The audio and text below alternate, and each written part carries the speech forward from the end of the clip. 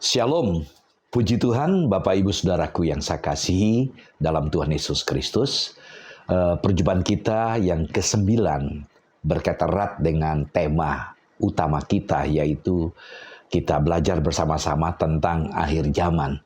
Dan ketika kita bicara tentang akhir zaman, bukan hanya kita bicara tentang kapan dan bagaimana, tentu otomatis kita melihat sejarah perjalanan umat manusia, di mana kita tahu di balik itu ada Allah yang merancangnya. Nah, hari ini kita akan menyelesaikan tentang perjanjian yang sudah Allah berikan kepada hamba-hambanya, dan minggu depan kita masuk kepada nubuatan, 70 minggu, yaitu berkaitan erat dengan nubuatan yang diberikan oleh Allah kepada Daniel tentang kedatangan Yesus Kristus. Puji Tuhan, mari kita siapkan hati kita, kita berdoa. Bapa kami dalam sorga, sungguh kami bersyukur buat waktu yang sudah Kau berikan kepada kami untuk kembali belajar dari firman-Mu. Engkau hadir dan menguasai pikiran hati kami dengan apa yang kami lihat, kami dengar. Kami boleh menangkap apa menjadi pesan Tuhan. Terima kasih pakai hamba-Mu, dalam urapan Roh Kudus kami serahkan sepenuhnya pemberitaan firman-Mu ini. Haleluya. Amin. Puji Tuhan, Bapak Ibu Saudaraku yang saya kasih dalam Tuhan Yesus Kristus, kita belajar tentang masa depan dunia. Ini kata erat dengan eskatologi. Masa depan dunia bukan berdasarkan prediksi atau tafsiran, tetapi ditinjau dari sudut Alkitab. Seperti saya katakan tadi, kita sudah banyak belajar tentang perjanjian Allah, baik kepada Adam, kepada Nuh, kepada Abraham, kepada Musa, kepada Daud. Hari ini kita belajar tentang perjanjian Allah yang diberikan kepada hamba-hambanya yang disebut dengan perjanjian baru. Puji Tuhan. Bapak Ibu Saudaraku yang saya kasih, kalau kita melihat charts gambaran ini, perjanjian baru itu ditegaskan di dalam Yeremia pasal 31. Nah, mari kita akan coba mengembangkan apa yang dapat kita pelajari dari perjanjian baru. Ketika kita bicara perjanjian baru, bukan bicara tentang kitab suci dari Matius sampai dengan Wahyu, bukan itu. Nah, saudara, Allah berjanji membuat suatu perjanjian baru dengan Israel yang menjamin hati baru sebagai dasar bagi semua perjanjian lainnya. Nah, perjanjian mana ditetapkan hanya berlaku. Perhatikan. Nats-nats utama dalam perjanjian lama yang membicarakan perjanjian baru ini ialah Yeremia 31 ayat 31-32. Nats utama perjanjian baru yang membicarakan hal ini ada dalam Ibrani pasal 8 ayat 8, pasal 10 ayat 16, ditambah dengan Roma 11 ayat 26 sampai 27. Ada baiknya kita melihat ayat-ayat ini, Bapak Ibu Saudaraku. Kita lihat yang pertama, Yeremia 31 ayat 31 sampai 32. Demikian firman Tuhan, sesungguhnya akan datang waktunya, demikianlah firman Tuhan, aku akan mengadakan perjanjian baru dengan kaum Israel dan kaum Yehuda. Bukan seperti perjanjian yang telah kuadakan dengan nenek moyang mereka pada waktu aku memegang tangan mereka untuk membawa mereka keluar dari tanah Mesir. Perjanjianku itu telah mereka ingkari, meskipun aku menjadi Tuhan yang berkuasa atas mereka. Demikianlah firman Tuhan. Puji Tuhan. Bapak Saudaraku, kita konsentrasi dengan ayat yang kita baca tadi. Coba kita lihat Yeremia 31 ayat 31-32 di sini. Dikatakan, aku akan mengadakan perjanjian baru dengan kaum Israel dan kaum Yehuda. Dan diberikan keterangan bukan seperti perjanjian yang sudah Tuhan adakan kepada nenek moyang mereka. Jadi ini sesuatu menarik. Jadi perjanjian baru ini tetap untuk kaum Israel. Ditambah dengan istilah kaum Yehuda. Nah, coba kita lihat ayat lain lagi. Dalam Ibrani pasal 8 ayat 8, sebab ia menegur mereka ketika ia berkata, Sesungguhnya akan datang waktunya, demikianlah firman Tuhan. Aku akan mengadakan perjanjian baru dengan kaum Israel dan dengan kaum Yehuda. Jadi dalam surat Ibrani dijelaskan seperti apa yang diungkapkan dalam Yeremia tadi. Nah, dalam Ibrani 10 ayat 16, sebab setelah ia berfirman, inilah perjanjian yang akan kuadakan dengan mereka sesudah waktu itu. Ia berfirman pula, aku akan menaruh hukumku di dalam hati mereka dan menuliskannya dalam akal budi mereka. Perhatikan sini, ada satu perubahan yang menarik. Ya, kita lihat dalam bagian ayat ini di mana dikatakan Tuhan menaruh hukumnya dalam hati mereka dan dalam akal budi mereka. Nah, Roma 11 ayat 26 sampai 27. Dengan jalan demikian seluruh Israel akan diselamatkan. Seperti ada tertulis, dari Sion akan datang penebus. Ia akan menyingkirkan segala kefasikan daripada Yakub. Dan inilah perjanjianku dengan mereka apabila aku menghapuskan dosa mereka. Menarik, ayat ini dikatakan dari Sion akan datang penebus. Jadi sesuatu yang menarik dikatakan bahwa ada janji di sini. Seluruh Israel akan diselamatkan. Nah, kalau kita melihat sekarang umat Kristen yang ada di Israel hanya 1,9%. Mereka masih mengeraskan hati mereka. Tapi nanti pada waktunya Tuhan beri kesempatan, peluang bagi mereka. Inilah perjanjian Allah untuk mereka. Nah, saudaraku, jadi perjanjian baru itu merupakan jaminan bagi bangsa Israel untuk apa? Untuk melakukan perpalingan hati nurani. Sebagai dasar, pondasi dari semua berkat yang diberikan kepada bangsa itu. Jadi ada perpalingan hati nurani. Pertobatan hati tidak ada gunanya, tidak ada manfaatnya tanpa adanya pencurahan darah. Nah, karenanya perjanjian baru menuntut sebuah pengorbanan. Kenapa? Supaya ada pencurahan darah. Nah, korban domba agung yang diperlukan di sini adalah anak Allah yang disebut dengan Yesus Kristus yang menjadi pusat dari seluruh rencana penebusan kekal itu. Jadi kita melihat apa yang dijanjikan oleh Allah ya kepada Adam dan Hawa, di mana keturunan Adam dan Hawa yang akan meremukkan kuasa si ular nyata dalam ungkapan ini. Puji Tuhan. Nah, kita melihat sekarang bagaimana ciri utama dari perjanjian baru. Saudara yang saya kasih dalam Tuhan Yesus Kristus, ciri utama perjanjian baru ialah penebusan. Bisa disebut dengan redemption covenant. Jadi perjanjian penebusan. Nah, masalah penting ialah di sini penggenapan perjanjian baru bagi bangsa Israel. Seperti ayat kita baca tadi. Lalu hubungannya dengan gereja. Ya, kita tahu Israel menolak ya. Yesus ditolak sehingga peluang bagi bangsa lain untuk kita. Tapi kita lihat tadi seperti dalam Roma pasal 11 dikatakan nanti ada waktunya di hari zaman mereka diberi kesempatan untuk bertobat. Puji Tuhan. Bapak Ibu Saudaraku yang saya kasih, kita melihat provisi perjanjian baru. Perjanjian baru ini menyediakan 5 unsur penting. 5 unsur penting. Pertama, penyelamatan dominan di dalamnya sebagai sesuatu tanpa syarat. Bicara tanpa syarat berarti unconditional. Anugerah kekal yang menjamin hati dan pikiran baru. Pembenaran, justification, dan pengampunan dosa. Penuangan secara besar-besaran Roh Kudus dan pelayanannya sesudah itu. Dalam perjanjian lama, kita tidak melihat manifestasi dari Roh Kudus, ya kan? Tapi zaman gereja, di mana ketika Yesus naik ke sorga dan Yesus menjanjikan, ya, dalam 10 hari mereka berdoa di Yerusalem akan menjanjikan Roh Kudus untuk menyertai. Itu sesuatu yang luar biasa. Yang kedua, pembangunan kembali bait Allah. Yehezkiel 37 ayat 26 sampai 27a. Firman Tuhan mengatakan, aku akan mengadakan perjanjian damai dengan mereka.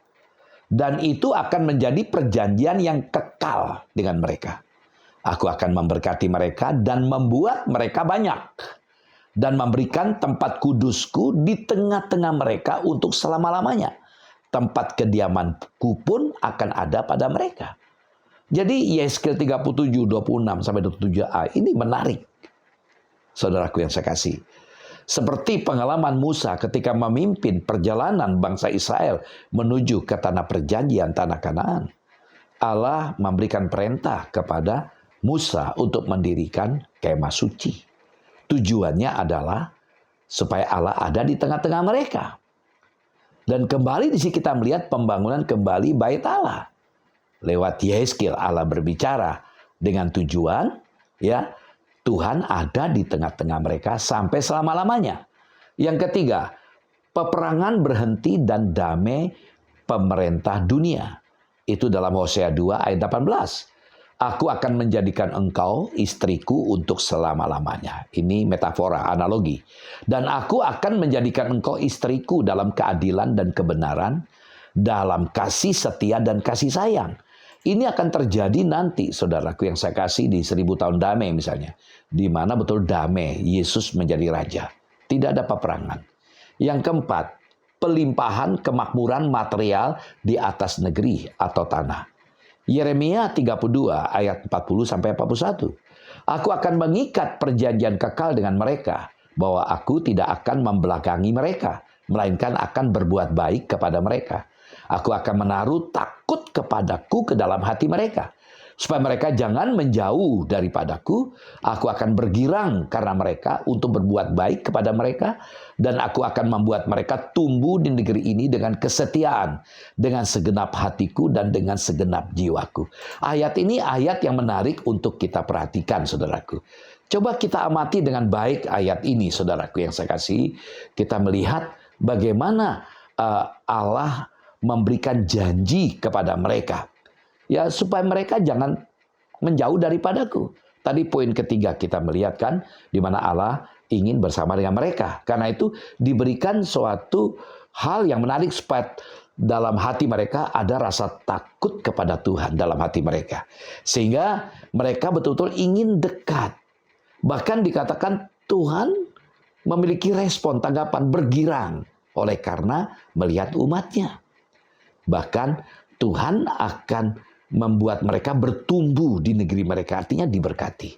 Ya, yang kelima, semuanya didasarkan kepada kematian Mesias. Nah, dalam Sakaria 9 ayat 11 mengenai engkau oleh darah perjanjianku dengan engkau, aku akan melepaskan orang-orang tahananmu dari lubang yang tidak berair. Lukas 22 ayat 20, demikian juga dibuatnya dengan cawan sesudah makan. Ia berkata, cawan ini adalah perjanjian baru oleh darahku yang ditumpahkan bagi kamu. Ini pernyataan menarik dari Sakaria 9 ayat 11. Pernyataan nubuatan tentang ke depan nanti di mana Tuhan akan melepaskan orang-orang tahanan dari lubang yang tidak berakhir. Ini tentang perjanjian, kelepasan dari dosa. Ya, di mana kematian Yesus memberikan kesempatan. Kita lihat dalam Lukas 22 ayat 20. Ya, cawan ini adalah perjanjian baru oleh darahku.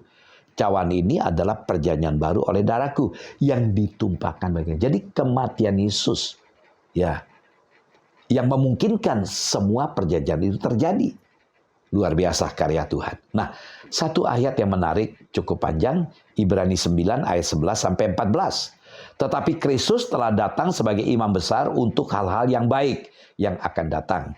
Ia telah melintasi kemah yang lebih besar dan yang lebih sempurna, yang bukan dibuat oleh tangan manusia. Artinya, yang tidak termasuk ciptaan ini. Dan ia telah masuk satu kali untuk selama-lamanya ke dalam tempat yang kudus, bukan dengan membawa darah domba jantan dan darah anak lembu, tapi dengan membawa darahnya sendiri.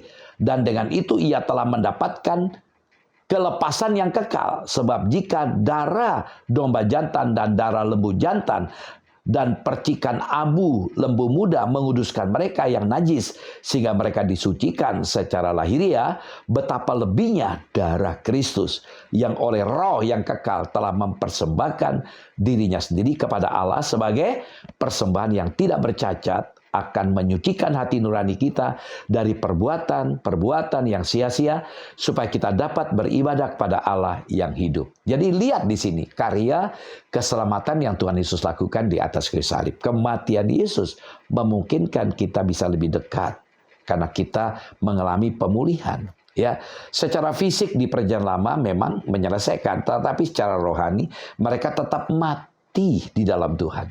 Akibat dosa itu maut kan? Tapi kematian Yesus memberikan tempat yang kekal, tempat kudus menjadi bagian dari hidup kita. Puji Tuhan. Bapak Ibu Saudaraku yang saya kasih, kita melihat terdapat beberapa aspek ya dalam perjanjian baru ya. Pertama, perjanjian baru itu bersifat tanpa syarat. Bicara tanpa syarat, ingat, unconditional, dan merupakan perjanjian anugerah.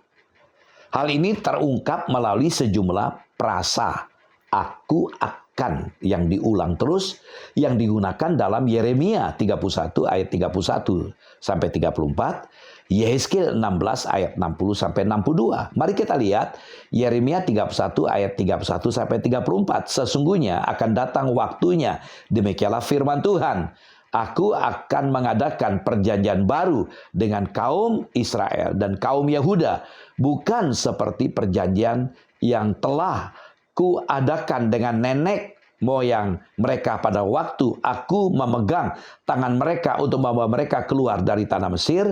Perjanjianku itu telah mereka ingkari, meskipun aku menjadi Tuhan yang berkuasa atas mereka. Demikianlah firman Tuhan. Tapi beginilah perjanjian yang kuadakan dengan kaum Israel sesudah waktu itu. Demikianlah firman Tuhan. Aku akan menaruh Tauratku dalam batin mereka dan menuliskannya dalam hati mereka. Maka aku akan menjadi Allah mereka dan mereka akan menjadi umatku. Dan tidak usah lagi orang mengajar sesamanya atau mengajar saudaranya dengan mengatakan, kenallah Tuhan, sebab mereka semua besar kecil akan mengenal aku. Demikianlah firman Tuhan. Sebab aku akan mengampuni kesalahan mereka dan tidak lagi mengingat dosa mereka. Dari ayat ini kita bisa melihat ada 5 kali aku akan. Ya, jadi ini perjanjian yang akan datang. Nah, kemudian kita lihat Yehezkiel 16 ayat 60 sampai 62.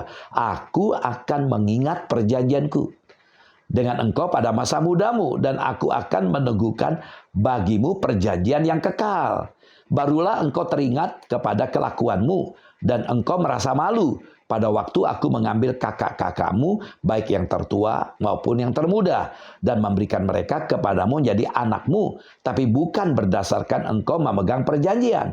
Aku akan meneguhkan perjanjianku dengan engkau, dan engkau akan mengetahui bahwa akulah Tuhan. Menarik sekali ayat ini. Jadi kita melihat mengapa dikatakan tadi perjanjian anugerah, karena bukan karena kita, bukan karena usaha kita. Semata-mata oleh karena Allah. Allah membuat perjanjian. Aku akan. Ya, dan ditaruh dalam hati mereka hukum Allah. Ya, supaya mereka tahu tentang kelakuan mereka, bisa ngoreksi diri, bisa malu. Ya, bagaimana karya Allah mengambil mereka. Istilah aku mengambil kakak-kakakmu. Ini bagaimana upaya Allah. Ya, dan ini bersifat perjanjian yang tidak berubah lagi. Kalau kita melihat perjanjian Adam, perjanjian Nuh, ya perjanjian Abraham, berubah terus kan? Di perjanjian baru, perjanjian kekal. Dikatakan aku akan meneguhkan bagimu perjanjian yang kekal. Puji Tuhan. Yang kedua, perjanjian baru adalah perjanjian yang kekal yang dibuat Allah berdasarkan kasih anugerah yang saya katakan tadi.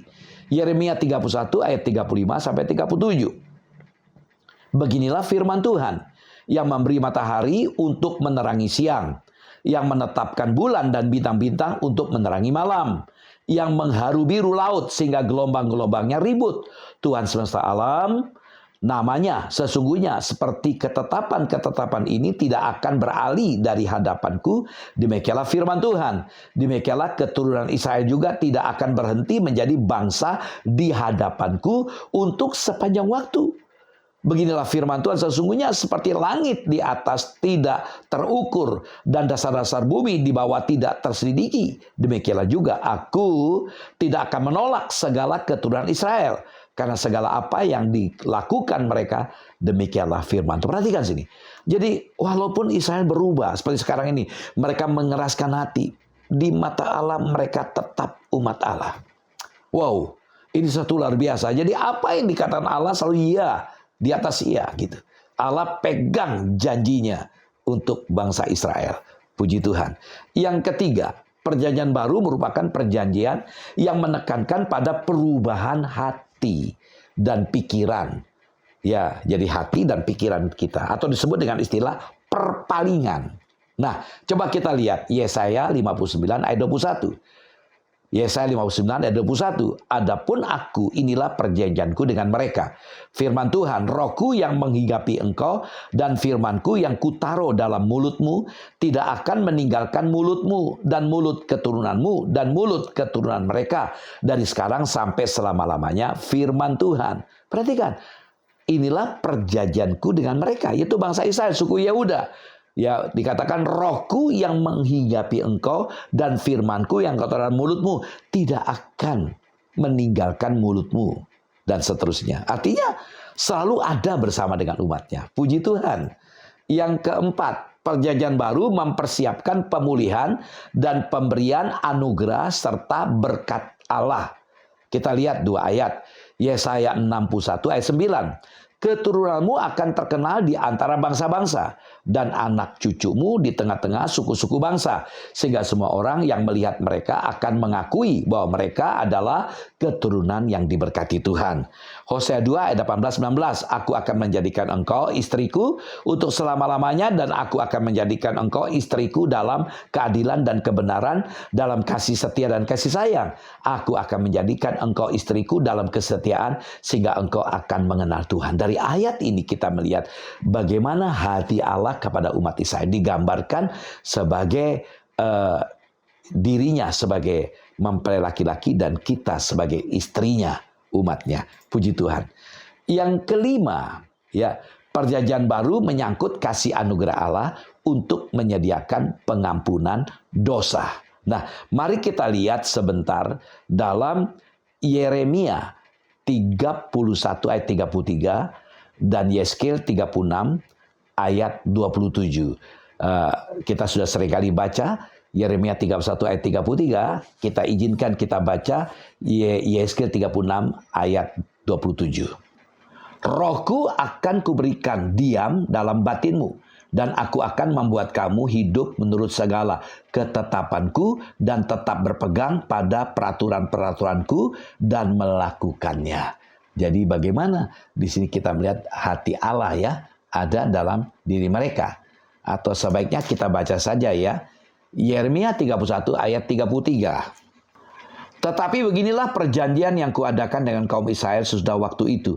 Demikianlah firman Tuhan, aku akan menaruh Tauratku dalam batin mereka dan menuliskannya dalam hati mereka. Maka aku akan menjadikan Allah mereka dan mereka akan menjadi umatku. Puji Tuhan. Jadi ini berkaitan dengan kasih anugerah Allah, saudaraku.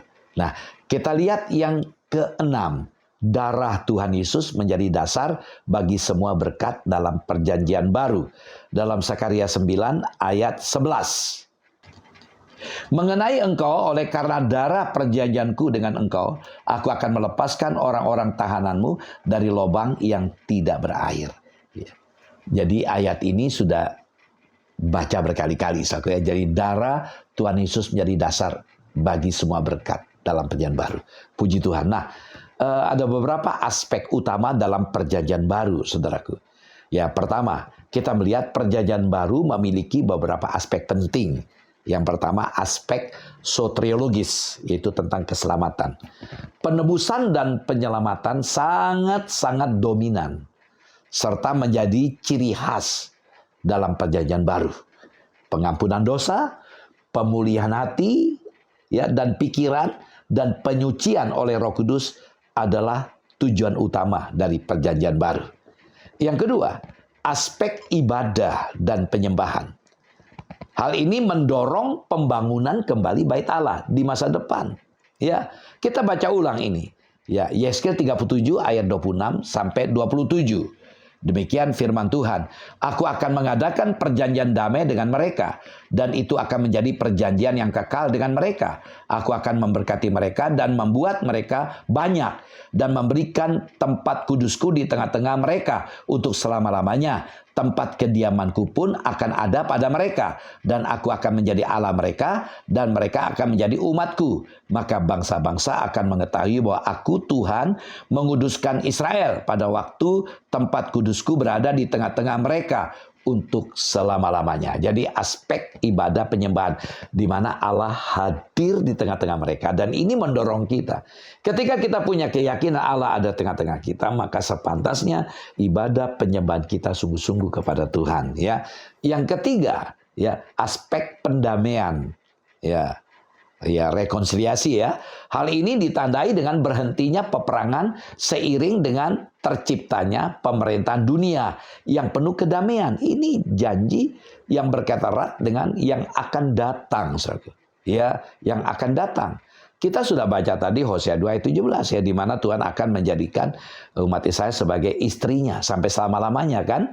Yang keempat, aspek kemakmuran. Pada suatu ketika kelimpahan dan kemakmuran materi akan terjadi di negeri. Ini aspek kemakmuran. Ini berkaitan erat dengan nanti 1000 tahun damai. Seperti aspek ketiga juga, di mana betul damai. Karena Tuhan ada dan memberikan kemakmuran tanah yang gersang menjadi subur. Coba kita lihat Yeremia 32 ayat 42 sampai 44. Yeremia 32 ayat 42 sampai 44. Sebab beginilah firman Tuhan, seperti aku mendatangkan kepada bangsa ini segenap malapetaka yang hebat ini, demikianlah aku mendatangkan ke atas mereka keberuntungan yang kujanjikan pada mereka. Orang akan membeli ladang lagi di negeri ini yang kamu katakan itu adalah tempat tandus tanpa manusia dan hewan, itu telah diserahkan ke dalam tangan orang-orang Kasdim. Orang akan membeli ladang-ladang dengan perak, menulis surat pembelian, memeteraikannya, dan memanggil saksi-saksi di daerah Benyamin, di sekitar Yerusalem, di kota-kota Yehuda, di kota-kota pegunungan, di kota-kota daerah bukit, dan di kota-kota tanah Negeb, sebab aku akan memulihkan keadaan mereka. Demikianlah firman Tuhan. Jadi kita melihat aspek kemakmuran. Ya, ini bicara tentang hal yang akan datang 1000 tahun damai nanti. Puji Tuhan. Jadi kita melihat, saudaraku, semua aspek di atas itu dilandasi oleh kematian Tuhan Yesus Kristus. Ya. Nah, coba kita lihat Sakarya 19:11 sudah kita baca. Coba kita bandingkan sejenak Ibrani pasal 13 ya, ayat 10 sampai 16. Ibrani 13 ayat 10 sampai 16. Demikian firman Tuhan. Kita mempunyai suatu mezbah dan orang-orang yang melayani kemah tidak boleh makan dari apa yang di dalamnya. Karena tubuh binatang-binatang yang darahnya dibawa masuk ke tempat kudus oleh imam besar sebagai korban penghapus dosa dibakar di luar perkemahan. Itu jugalah sebabnya Yesus telah menderita di luar pintu gerbang untuk menguduskan umatnya dengan darahnya sendiri. Karena itu marilah kita pergi kepadanya di luar perkemahan dan menanggung kehinaannya. Sebab di sini kita tidak mempunyai tempat tinggal yang tetap. Kita mencari kota yang akan datang. Sebab itu marilah kita oleh Dia senantiasa mempersembahkan korban syukur kepada Allah, yaitu ucapan bibir yang memuliakan namanya. Dan janganlah kamu lupa berbuat baik dan memberi bantuan, sebab korban-korban yang demikianlah yang berkenan kepada Allah. Puji Tuhan. Nah, saudaraku, jadi kita melihat landasannya semua Tuhan Yesus. Ya, kematian Tuhan Yesus. Saudaraku, jadi perjanjian tersebut tanpa syarat, unconditional, terbukti melalui penyataan, pewahyuan, ya, penyataan Alkitab bahwa perjanjian baru itu adalah kekal. Bisa saudara lihat nanti Yesaya 61 ayat 8, Yeremia 31 ayat 36, Yeremia 32 40, Yeremia 50 ayat 5. Dan merupakan anugerah yang didasarkan pada keputusan Allah itu sendiri. Yeremia 31 ayat 31. Di mana kita lihat perjanjian baru.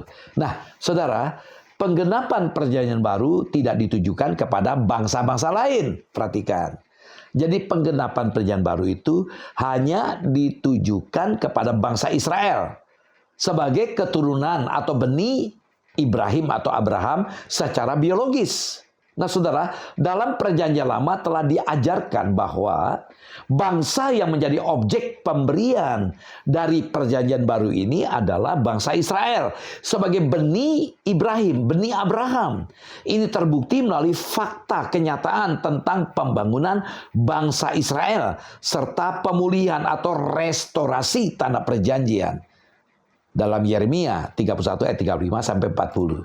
Nah, jadi perjanjian lama menegaskan bahwa waktu penggenapan perjanjian tersebut akan terjadi di masa depan, ya. Yeremia 31, 31, 40 sudah kita baca tadi, Hosea 2, 18, 19 sudah kita baca tadi. Jadi Paulus mempercayai keterangan Alkitab tersebut dan menganggap bahwa penggenapan perjanjian baru akan terjadi nanti setelah keempat kedatangan Kristus kedua kali. Roma 11, 26, 27. Jadi kita melihat saudaraku, perjanjian baru merupakan perjanjian penebusan. Ini tekanannya. Karena itu banyak bicara tentang kematian Yesus. Jadi perjanjian penebusan dan penyelamatan yang akan direalisasikan, diwujudkan bagi Israel di masa depan setelah gereja itu dibentuk. Sekarang gereja sudah dibentuk, nanti ada masa akhir gereja, di mana Tuhan datang di awan-awan, menjemput gerejanya, dan gerejanya diangkat. Dan setelah itu masa dispensasi Israel. Dan Israel dapat kesempatan lewat tekanan antikris. Mereka sadar, mereka ambil keputusan untuk percaya pada Sang Mesias. Nah saudara, lahirnya gereja tidak akan membatalkan perjanjian baru. Tetap perjanjian dalam Yeremia 31 tetap untuk Israel. Dan gereja tidak akan menggenapi perjanjian baru. Tapi perjanjian tersebut akan digenapi oleh Israel ketika kedatangan Kristus kedua kali di bumi nanti, di mana Yesus datang menjadi raja di atas segala raja, memimpin semua manusia di dunia ini dengan kebenaran dan keadilan. Puji Tuhan, penjelasannya kelak saya akan sampaikan setelah bertahap. Ya, sampai jumpa minggu depan, hari Jumat, dengan tema yang baru, ya, nubuatan 70 minggu. Sesuatu yang menarik, bicara tentang angka tahun, betul-betul luar biasa desain rancangan Allah. Tidak meleset walaupun bangsa Israel jatuh bangun dalam dosa, perjanjian Allah tetap jalan bagi mereka. Ya puji Tuhan, sampai jumpa lagi, mari kita berdoa. Bapa kami dalam sorga, terima kasih buat firman-Mu yang boleh kami terima, boleh kami dengar. Tuhan tolong, Tuhan berkati kami agar kami memiliki perspektif yang jelas, yang benar, di mana Engkau, Yesus, sudah mati untuk kami, membuka jalan bagi setiap kami untuk datang bersama-sama, bisa hadir bersama-sama dengan Engkau, menyembah Engkau, bisa memanggil nama-Mu, kami memiliki hubungan relasi dengan Engkau. Terima kasih Bapa buat karya anugerah-Mu yang luar biasa yang boleh Kau berikan bagi kami gereja-Mu. Sepantasnya kami tidak layak untuk mendapatkan anugerah-Mu.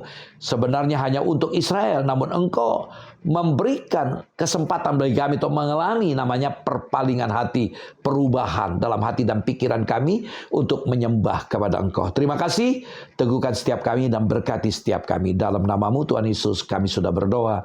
Haleluya. Amin. Shalom, sampai jumpa lagi. Tuhan Yesus memberkati.